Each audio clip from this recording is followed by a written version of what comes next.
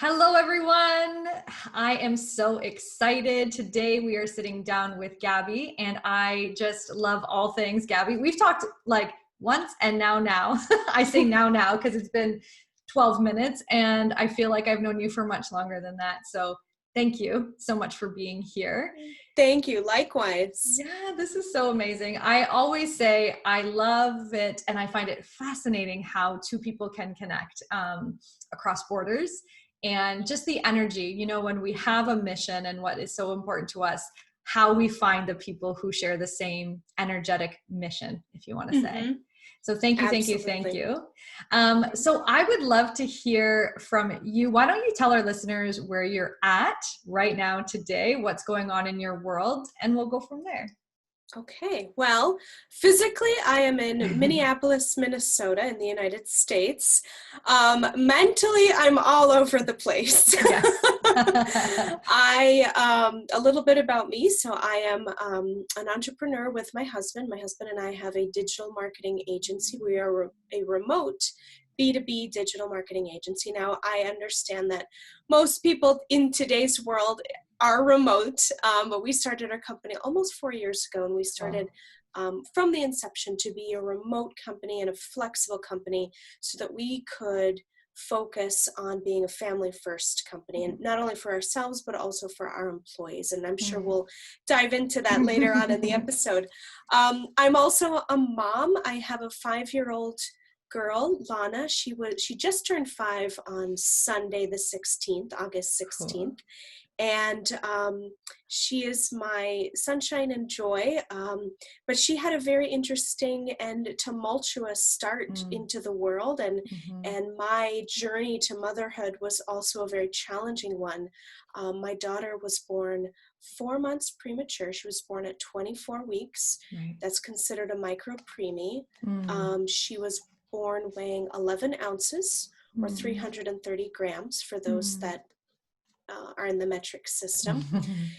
And that's less than a pound. 16 ounces is a pound. Our daughter was 11 ounces. So she is, to our knowledge, to this day, the second smallest micro-preemie to be born at Children's Minneapolis Hospital and to survive. And we're very grateful that not only has she survived, but she's just thriving. She's an energetic, rambunctious, inquisitive, charming, sassy little girl. She's a Leo. She is a Leo. She was supposed to be born in December, which would have made her a Sagittarius. Nice. But she came in August, a Leo. So I think she really knew when she needed to come. Cool. Because she really matches her sign, her personality. And my journey to motherhood was a challenging one. I went from being a 30-something, pregnant 30-something year old woman with a 6-figure paying job, and my husband was working full time, and overnight our entire world changed. I had severe preeclampsia and HELLP syndrome, HELLP. Okay. We can talk about that as well later on in the podcast. And my daughter was born via emergency C-section.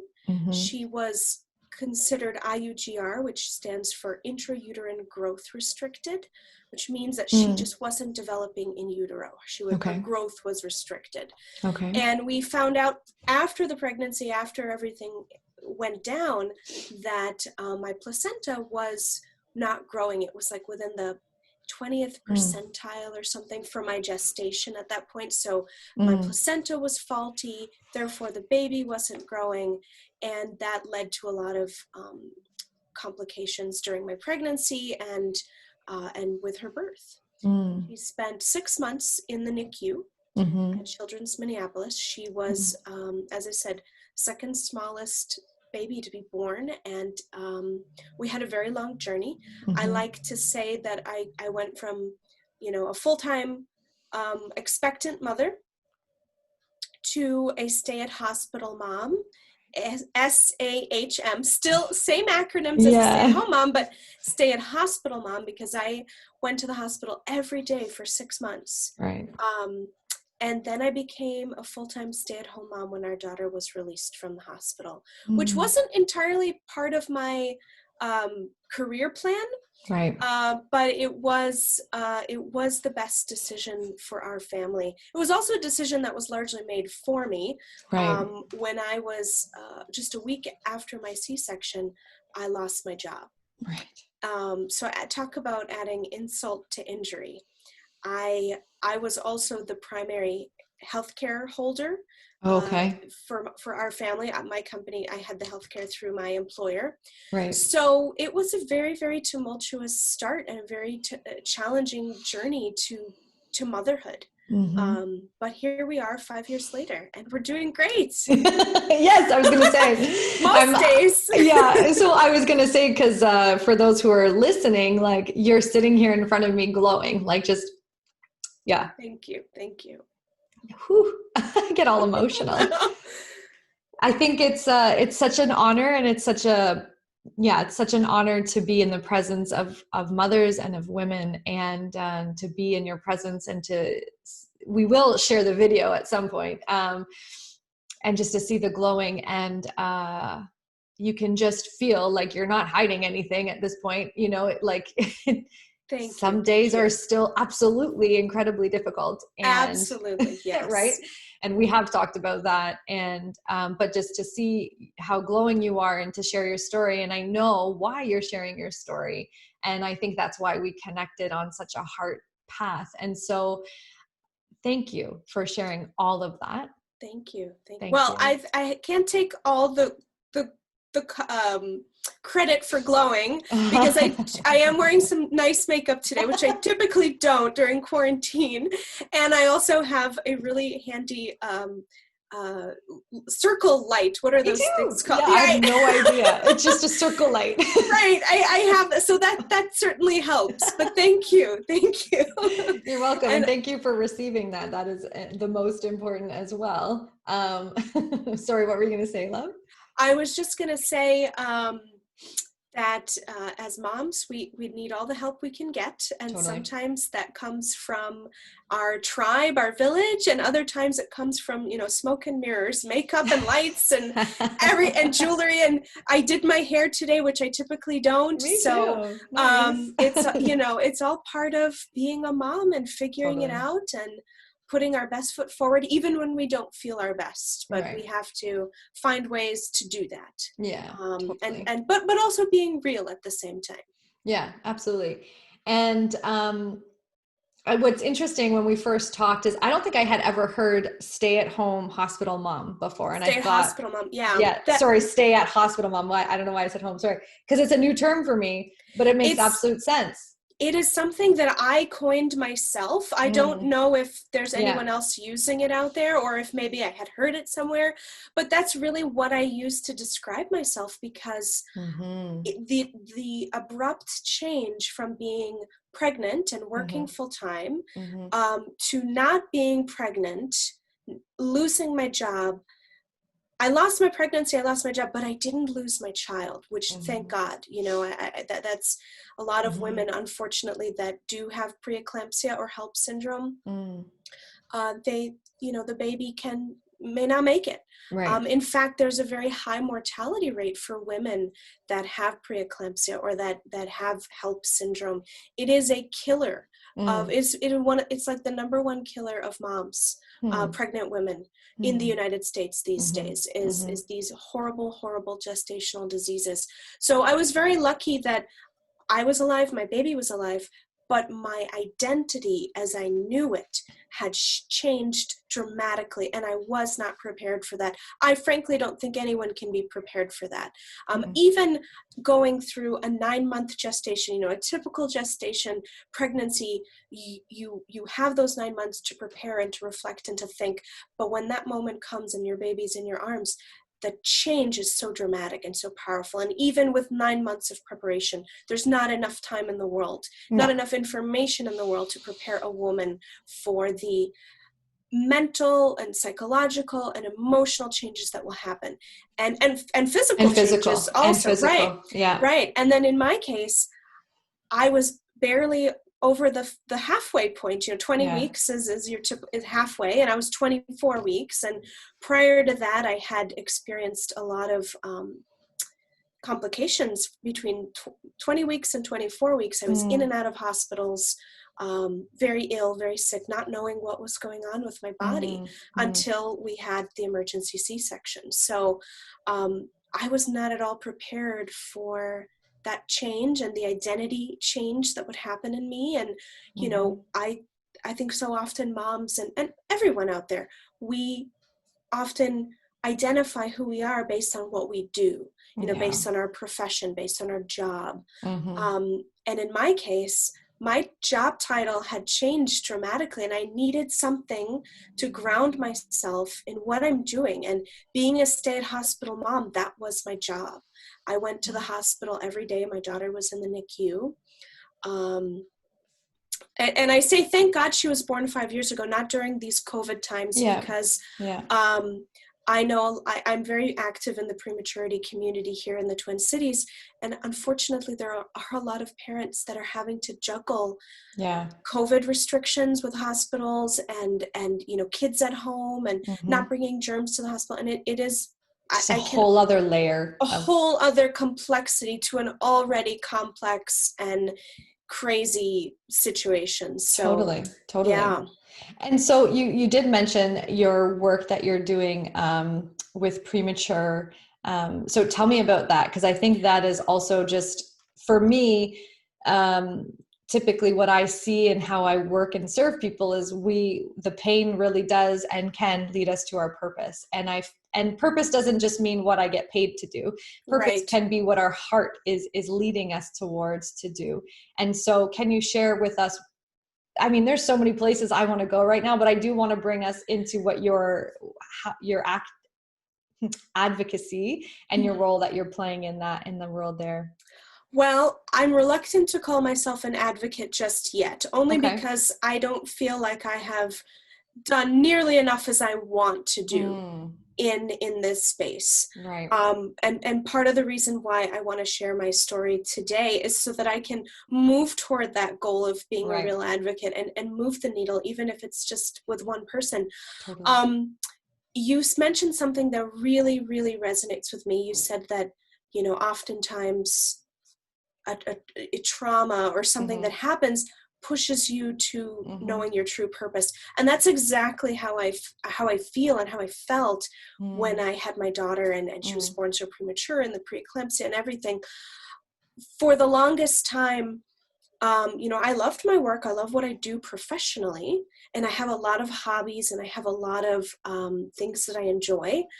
But I always felt like there was something not quite there in my life that I wanted to, that I really wanted to like dig in and say, this is my purpose. And it wasn't until this happened and the experiences that we went through and the challenges and the knowledge that we gained from having a premature child, going through a NICU journey, and then everything that happens after that, that I realized, this is what God had planned for me, even though I would have never wanted to have a premature baby. I don't think anybody does, but I am grateful for that. I'm grateful for the experiences that I went through. It has changed me as a person. And as a mother, I mean, I think the mother that I am today is not the mother I would have been had my daughter been born 4 months early. So, you know, I absolutely resonate with that. And that is something that I'm very passionate about. A little bit about the advocate, if you want to call it advocacy, let's call it that.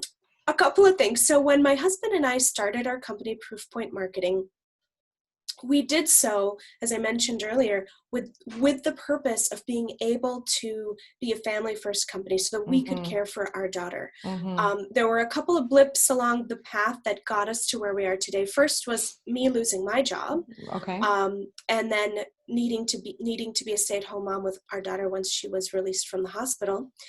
2 years into our parenthood, so our daughter was just shy of 22 months, my husband's company at the time that he was working for went bankrupt. And he lost, obviously he lost his job because of that.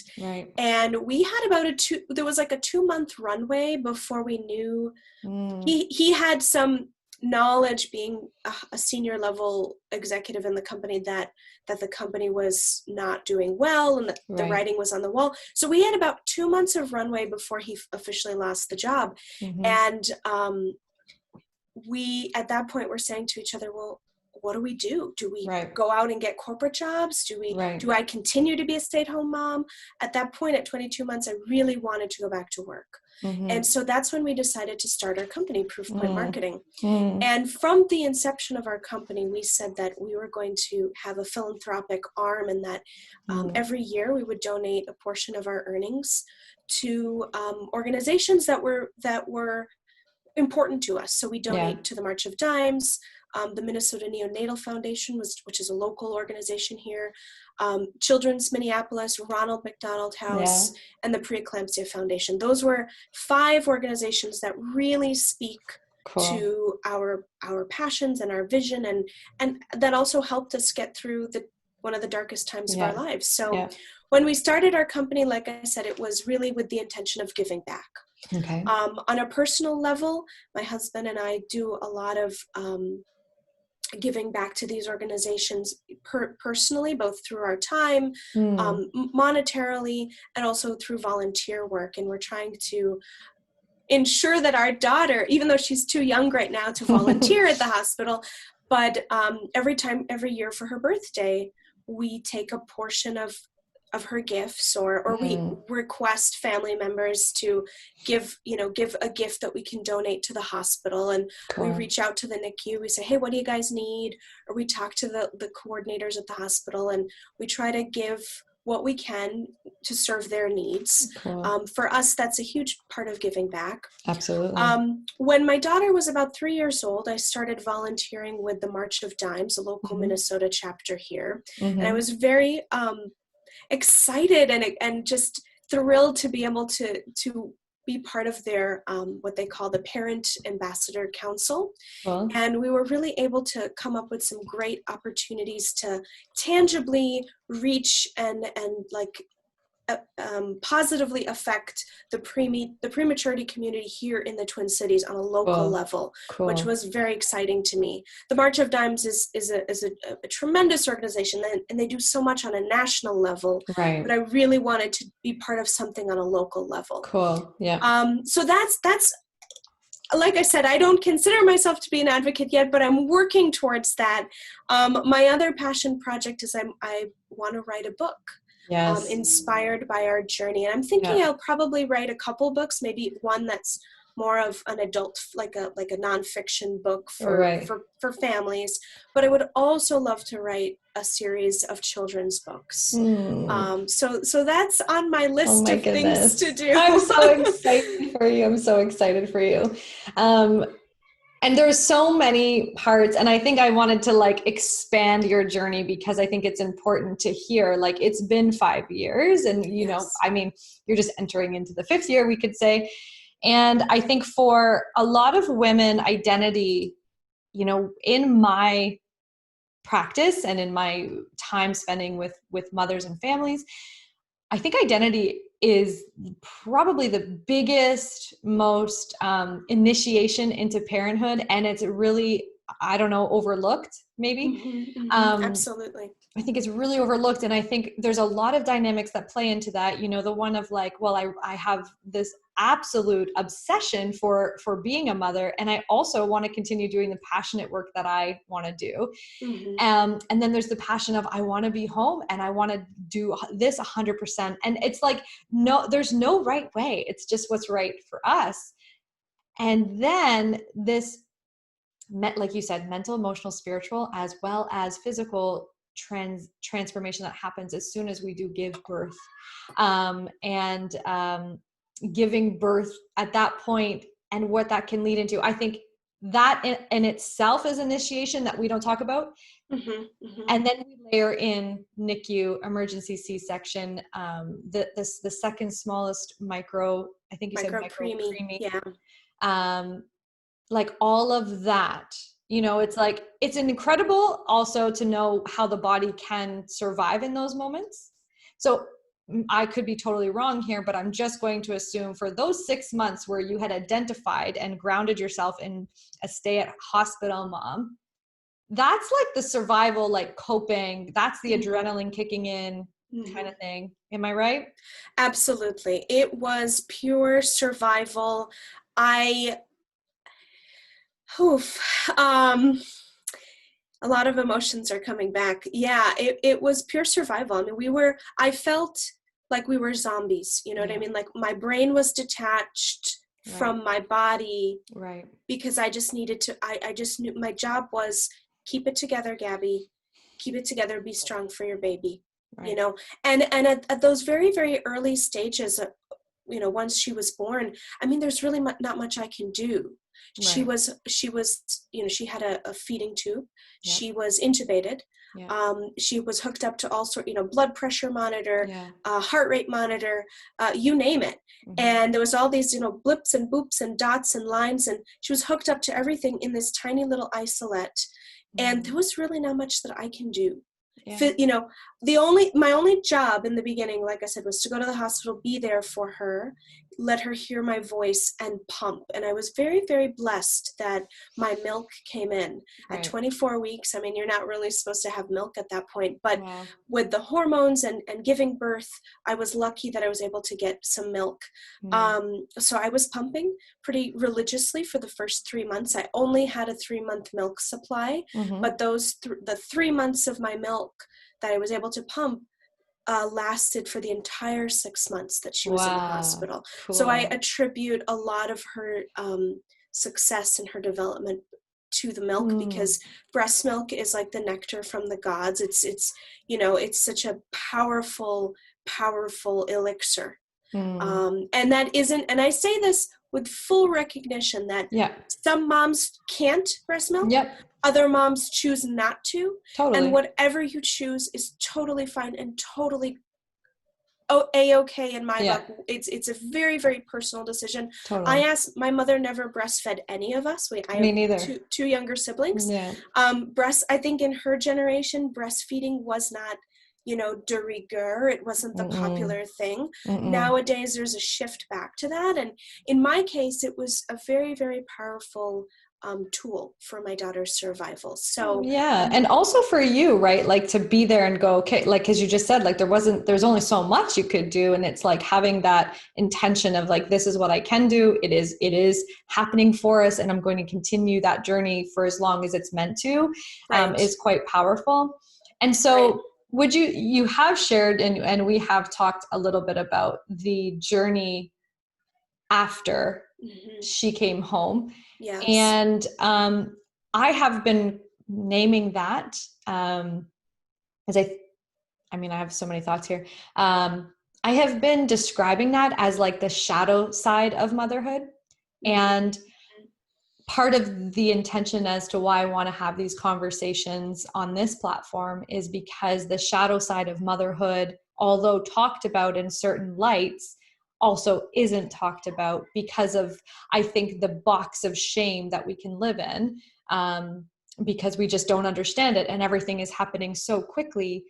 I think as a collective, our awareness of a mental and emotional stuff we didn't learn it in school. So there's a lot to learn. And then, you know, becoming a parent, I remember thinking, how come no one talks about this stuff? This is what I was in the parenting industry my whole career. I was like, how come no one was talking about this? Yes. So I have a lot of questions on that, but that has led me to understand like what would happen if we did talk about the shadow side, and not from a place of hopelessness or powerlessness, but from a place of like, this is the experience. This is what I did to move through it. And this is, again, that whole flip coin of like, my pain is my purpose.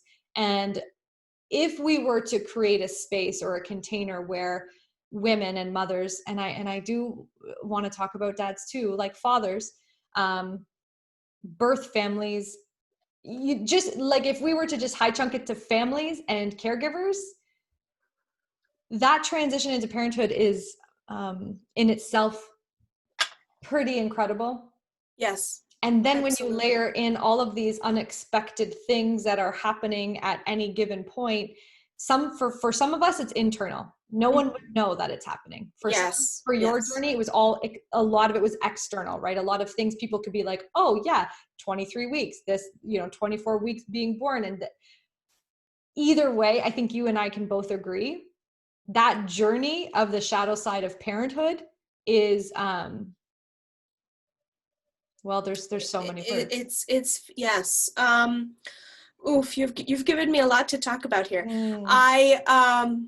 First of all, I've never heard that being called the shadow side. I always hear the term fourth trimester, but I think shadow side is a very interesting way of putting it. And it's also really good description, I think, for what happens, because in society today, and for probably time immemorial, I always say that incorrectly. So if you know how to say it, tell me. For time immemorium, I think that's how you say it. Yeah. Time immemorium, a woman gives birth, the baby comes home or is born at home, whatever the case may be. Or back in the cave, they were born in the caves. But the baby comes into the life of the family, and then the parents and the mom especially get sort of relegated to the back, to the shadows, because all the attention is put on the babies, on the baby. And as it should be, a baby is beautiful and they're fragile and they're delicate and they're special, and they bring joy to everyone that comes in contact with them. No matter how your child comes into the world, no matter what your baby has, whether they're born with special needs or medical needs or typical or just, 9 months, 24 weeks, whatever it is, a baby is joy and beautiful and a breath of sunshine in the family's lives. But the transformation from mother, from expectant mother to mother, and also dad, not the changes for dad are less physical, yeah. Right? That I don't want to downplay the role of the dad. Dads are super important, and special, and we love them. But the mother is the mother's journey is so, oh God, it's so challenging. And I think that there, up until recently, there has not been nearly enough conversation and enough support around the needs of the mother, especially within the first year. I read, I'm going to have a little side note here, and I apologize that I don't have these statistics 100%, but I read a while back that the mortality rate for first-time mothers within the first year of becoming a mother in the United States is one of the highest, is the highest death rate of women in this country, in the United States today. That either there's complications at birth or within their pregnancy that cause them to expire, or complications after the pregnancy that go undetected, or very seriously, and this is something that happened to me, women that experience postpartum depression or any kind of postpartum anxiety, PTSD, whatever that may be, that is the number one killer, because they unfortunately take their lives because of the pressure and the stress and the being in the shadows. And that is something that I personally felt. When my daughter came home, it was a joyous day. It was I'll never forget that day. It was not how we would have expected it. She came home on continuous oxygen, so she had a little nasal cannula, and we had every month we'd get shipments of oxygen tanks, and we had something called a concentrator that converts room air to straight O2. Okay. And she also came home with a feeding tube. She had a gastric tube. Those were two things that we were not anticipating to have as parents. But and when she came home, there was a lot of challenges around her health, around her needs. She was developmentally behind. She had a lot of reflux and vomiting and stomach, GI problems, and everybody's attention was on our daughter, even my husband, and he will be the first to admit that everybody's attention was on her. Nobody was paying attention to me. And I went a considerable amount of time. And I was a stay-at-home mom at that point. We were medically isolating our daughter. So not unlike what people are doing with quarantine, I was not taking her out anywhere public other than to go to the hospital or to doctor's appointments. Okay. We were limiting people visiting the house. Yeah. People had to foam in and foam out, use hand sanitizer. Yeah. When my husband would come home, he would change his clothes, shower before he even got near our daughter, because she was severely immunocompromised being born so early. And she also has history of lung disease because of her prematurity. So I was physically isolated from people. I was taking care of a child that had medical needs, and that was, I was a caregiver. I was a full-time caregiver, taking care of her oxygen needs and her feeding needs and all the other. She had early intervention, PT, OT, feeding therapy. Later on, it became speech therapy, vision therapy. She had water therapy. I mean, she had all kinds of therapy in her life. Right. And I was that primary caregiver. And, gosh, we could spend a whole hour on that, but to kind of get to the point here, because my role as a mom had been largely forgotten, and unintentionally so, and because of the trauma that I had been through personally and physically and emotionally, I had experienced late onset postpartum depression, postpartum anxiety, and PTSD from our time in the NICU. Right. And I had some very, very vivid manifestations of those things, of those symptoms. And I didn't know what was happening to me. Yeah. I did not know. Yeah. I did not know who to turn to. Right. I did not know the questions to ask. Yeah. And I didn't have anyone else in my family that had experienced anything that I went through. Of course. My mother had 3 normal pregnancies. Everybody in my family that came before me as a mom had never experienced anything that I'd gone through. So I really did not have anyone to turn to. Right. And I was so busy with taking care of this child that I didn't have time to, go online and find resources. I didn't have time to be Facebooking all day, at least not in those very, very early stages of becoming a mother and bringing her home from the hospital. And so I went a long time, maybe 6-7 months, maybe more, with these feelings of depression and anxiety and PTSD, not knowing how to communicate them, not knowing how to get help for them. And I've always been a very strong person. I'm the oldest of 3. My parents will always say, "Oh, we don't worry about Gabby because, she's our, she's the strong one in the family. She's, and all my girlfriends too. I'm always the resilient. I'm always the one calling, making dates, doing things, planning, like super active."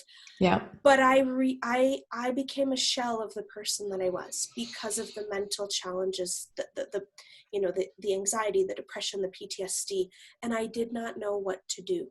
Right. It got to a point, and even with my husband, he probably was experiencing some form of PTSD and depression on his own. Right. Concurrent to me, but his was very different than mine. Yeah. And he was working full time because we were now a single income family with a child with medical needs. He was also consulting on the side, which later became the foundation by which we started our company. Right. And he had, his way of coping mentally and emotionally is very different than mine. Totally. And typically men and women cope differently, that's just biologically, that's just how it is.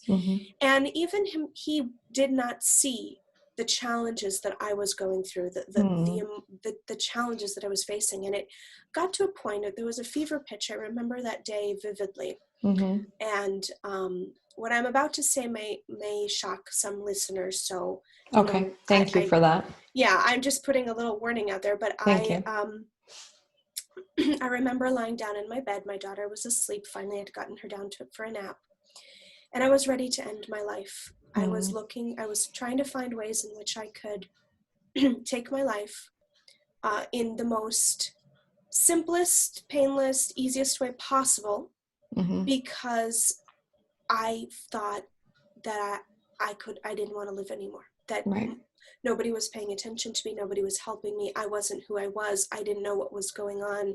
I couldn't help myself. Nobody was helping me.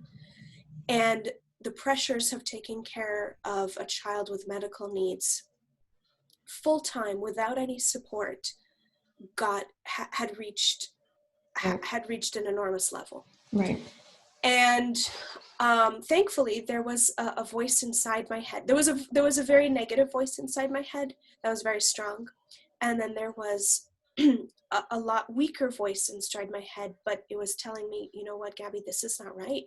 You shouldn't be thinking about this. Why are you thinking about this? Why are you contemplating this? Right. This is not right. You have a beautiful daughter that needs you. You have a husband that needs you. You have a family. Right. You need to get help and you need to talk to Mike. That's the voice inside my head. Mike is my husband. Okay. And I remember when my husband came home that night from work, he was exhausted. He worked a full day, then he was working on his consulting work, and he tried to spend as much time with Lana, our daughter, as possible. And at the end of the day, he just wanted to collapse. He just wanted to fall in bed and not talk about anything and not worry about anything and not deal with anything. And I remember sitting down in our bed and I said, Mike, we need to talk.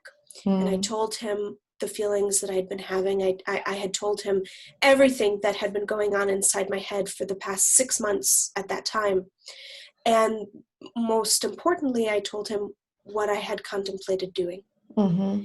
And that was the hardest thing that I ever had to tell somebody. That was my husband, he had been through thick and thin with me. Yeah. And yet still to admit that to him, of course, was, I don't think anything can compare to that, to what I had to do to tell him that. Right. And for him on the other side to be listening, to be on the receiving end of hearing this, right, he broke down. And he felt so awful and so guilty for not recognizing that I was suffering.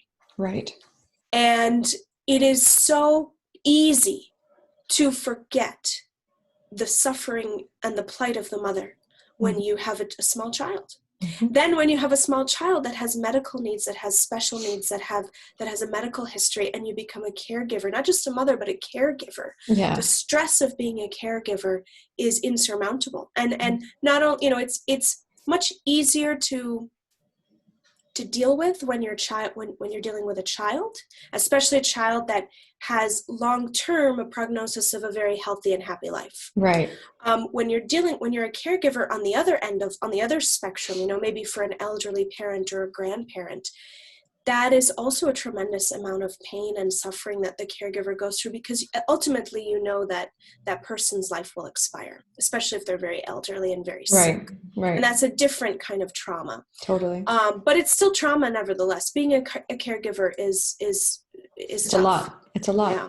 It's a lot. And I am very lucky to be here today and not part of the statistics of the maternal mortality in the U.S. because I was strong enough to advocate for my life and myself, and I told my husband, and immediately we prioritized getting help, seeing a counselor, seeing a therapist, and we also prioritized figuring out how we could have more of a balance on the caregiver needs that my daughter was going through. And thankfully, like I said, with our daughter, those early needs that she had in the beginning of her life are not things that are going to impede the quality of her life moving forward. In fact, she's actually now 100% eating orally, which is fantastic. Yay. She still has the feeding tube, just as sort of in case kind of thing. She has some other medical needs that require her to take medication. So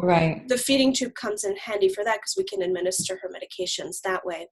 But, she's no longer on oxygen. She's running. She's just tremendous. She's doing great. But those early stages, especially dealing with a preemie, most people that hear the word preemie, they think, okay, you're in the NICU, you're in the hospital for a period of time, and then you come home and your baby is fine.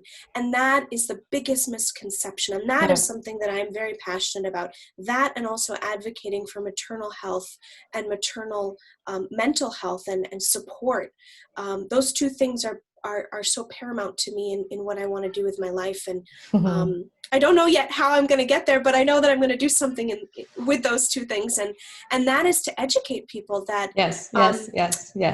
You have a preemie, you're in the hospital. When you come home, your journey doesn't end. In fact, it's just beginning, because now your child needs, other forms of support, and developmentally they need to grow. They need to develop their bodies and their brains and their functions. And also, as we were talking about, this very, very real and serious epidemic in the world, and certainly in the US, in this country today, is focusing on the mother and her needs post-birth, postpartum. And that's something that I think we're slowly getting there. We're starting to make some real positive changes. You can see that in the narrative online on social media.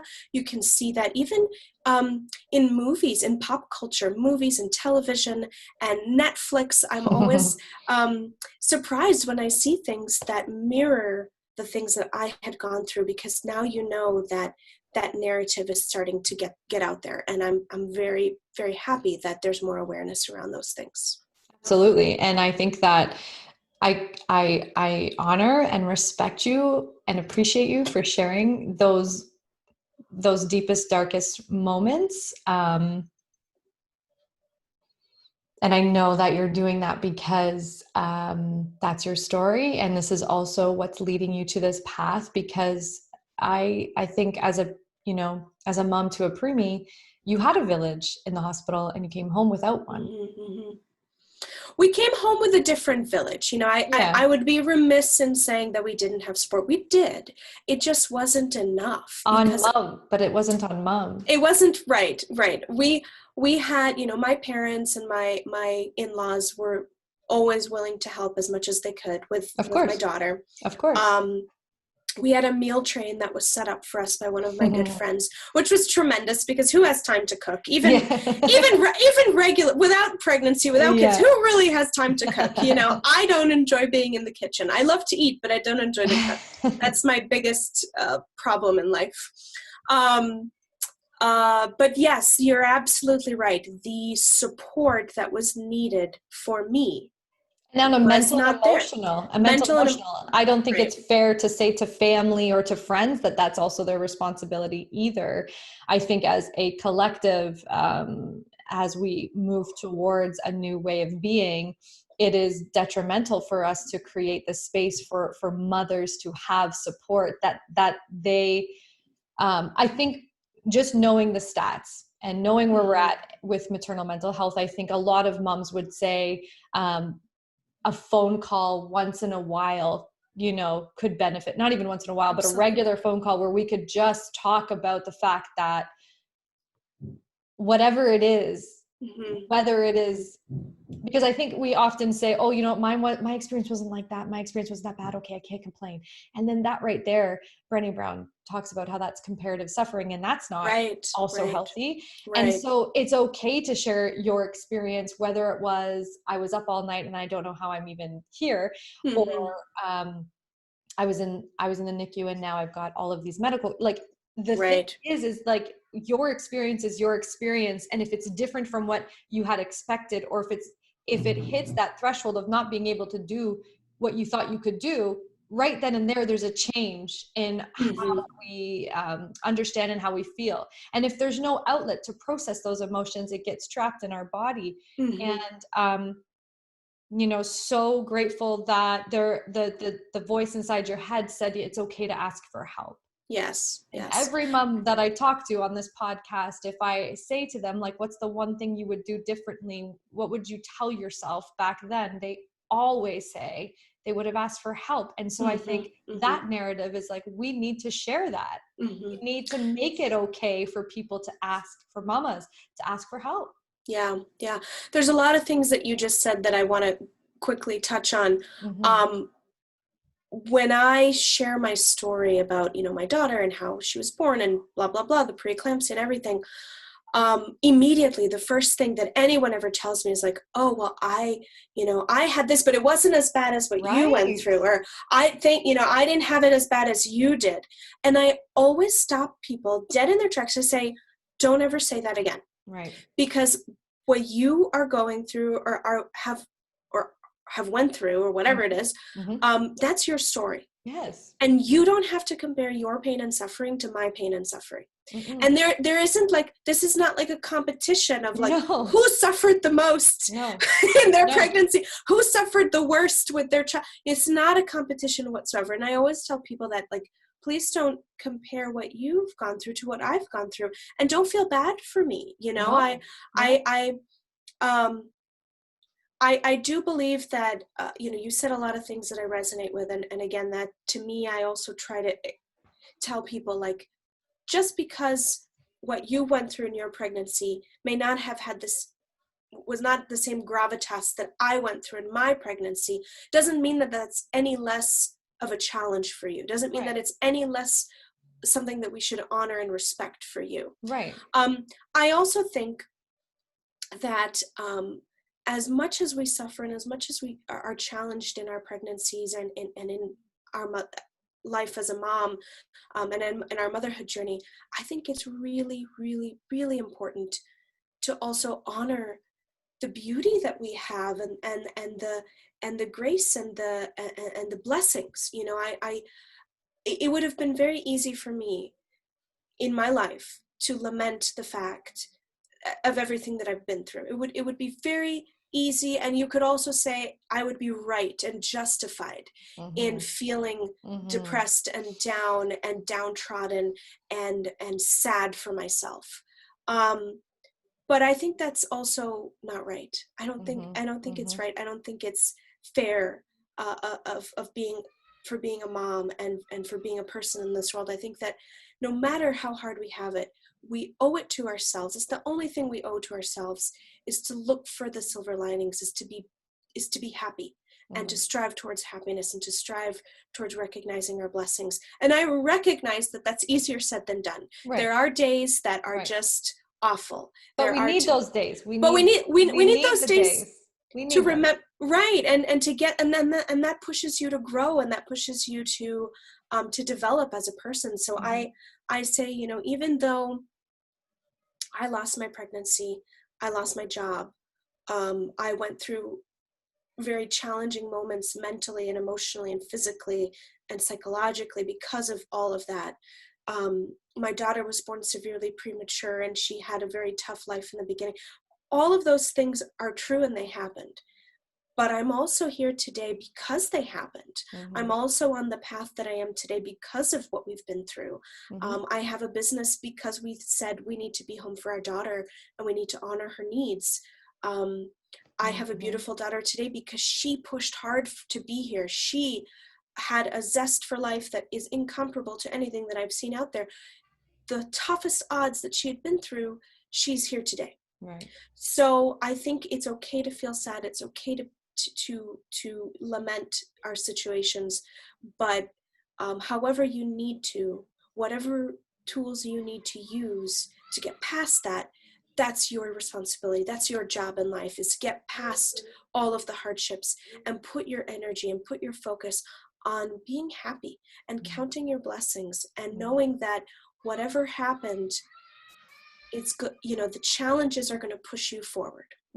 Yeah. And I think what you had said too is like the tools. And I think that's as a community is where we need to show up and be better for mothers, for fathers, for caregivers, is the ability and access to universal tools, to universal understanding. Instead of focusing on the best new crib and the best new stroller, how can we focus on taking care of our mental and emotional health? How can we get back to the basics? And I think becoming a parent is one of those things that really puts you into presence and puts you into the basics. Yes. It really truly is the basics of eating and drinking water and breathing and playing and sleeping and in the first few months or years, some of that stuff can't even happen for some kids and for some parents. And so it's like just being able to have the conversation that it's okay. Yes. And having the space to be like, I literally am so grateful. And at the same moment, I'm absolutely annoyed and I resent everything. Having the space to have these conversations is what is missing, and doing it with people who can hold the space. And you talked about, you know, people saying, oh my gosh, mine wasn't as intense as yours. And I feel like there's that saying that says your light does not take away from anyone else's light. And I think it's also true that my darkness doesn't take away from your darkness. My difficult times does not take away from your difficult times. But as a collective, we haven't really had the space to understand the difference between empathy and sympathy, because it makes it uncomfortable. Right. And I think being able to empathize with someone is totally okay. And being able to empathize with ourselves that this is okay. And being able to ask for help is really, I think, the bridge. That my intention with these conversations is to help bridge the gap between where we're at and asking for help. How can we close the gap and make it feel that much more easier to say, I have no idea why I feel the way I feel, but I know that I don't want to continue to feel it anymore. Right. And absolutely. And creating that space to make it happen. Yes. You and I can talk forever, so we'll just book another time to chat for sure. We should. Yes, that would be fantastic. So my question for you, and I kind of already said this earlier, but if you were to go back and tell your younger self, your new mommy, or at any point of your motherhood journey, what would you want yourself to know now that you know it? Oof. For sure, to ask for help. You know, I should have been advocating for myself and for my health and for my needs a lot sooner than when I started. Okay, but you don't have to say should, because it's okay. You didn't know. Right. Well, yes. So much love. Yes, but how can we know?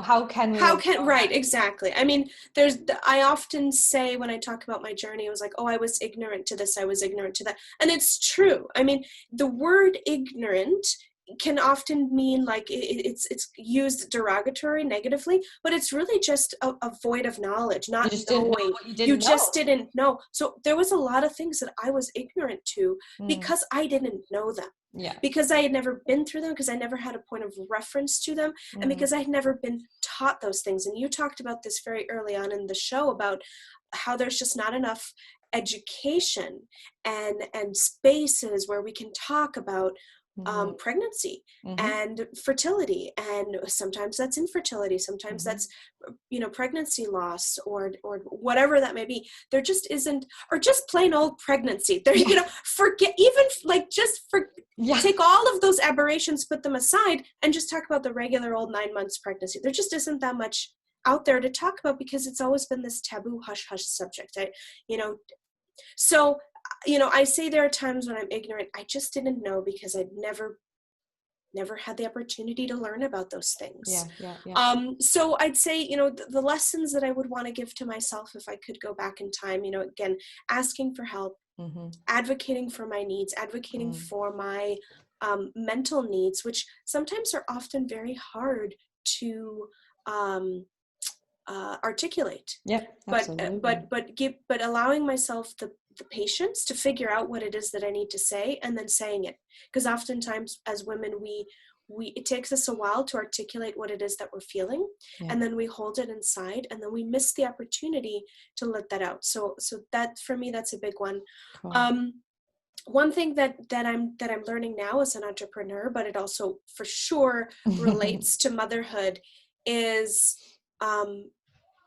moving away from perfectionism. Yes, you know, it's better that something is done and out there, or whatever that may be, than to hold until it's perfect. And certain things, you know, deserve a little bit more time and attention. Other things, the majority of things I'm learning is that it's better to get it done, get it off your plate, move on, come back to it later, refine it later, but don't wait for perfection, because perfection rarely happens, and it doesn't exist. It doesn't exist. And this is being said by a recovering perfectionist, right? So those are the two really big things that I would say. I know as a mom, I advocated very hard for my daughter. Yeah. But I didn't, as a woman, I did not advocate for my needs as much as I should have. And so because you didn't know what you didn't know. I didn't know. And now, hopefully with this conversation, the mamas who are listening, because they know to know, maybe in that moment, they'll go, oh my gosh, this is the moment where I didn't know what I didn't know. And now I know it. So now I can maybe say, I need help. And one last thing that came to my mind, because it's super, super important. As women, we know our bodies better than anyone out there in the world, and better than any doctor, better than even our husbands or our partners or our parents, whatever. You know your body.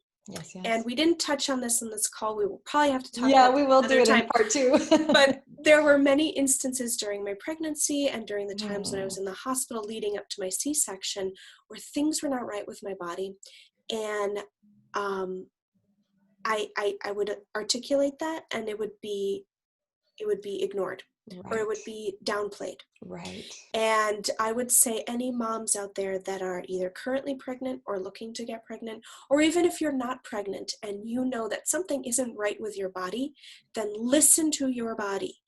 Even if it's just, I have a stomach ache, or even if it's just, I don't feel good today. Whatever it is, listen to your body, honor your body. Yes. Thank you so much. Those are oh my gosh, my dog is barking. That's okay. This is life. This is life. Those are the 3 things that I would say to myself and to all women out there. Amazing. Advocate for yourself mentally and emotionally. Listen to your body, and don't strive for perfection. Strive for getting things good enough. Yes. Thank you so much. This has been amazing. Thank you. I know you and your partner just launched a podcast. Can you tell us what it's called? And we'll link the notes below. Yes. So my husband and I, this week we launched a podcast called Mixing Business with Pleasure. Cool. We interview couples that are in a loving relationship, that are life partners, that also own a business together or work together. Cool. And we are looking for wonderful, wonderful, amazing guests. So please check us out. We're on iTunes, Spotify, all the podcasting networks. Mixing Business with Pleasure. Cool. Thank you so much, Gabby. This is amazing. I have so much love for you, and I can't wait to have you back on and dive into that intuition that we have as women. So thank you so much for being here, and sending you and your family so much love. And we will definitely talk to you soon. Thank you so much.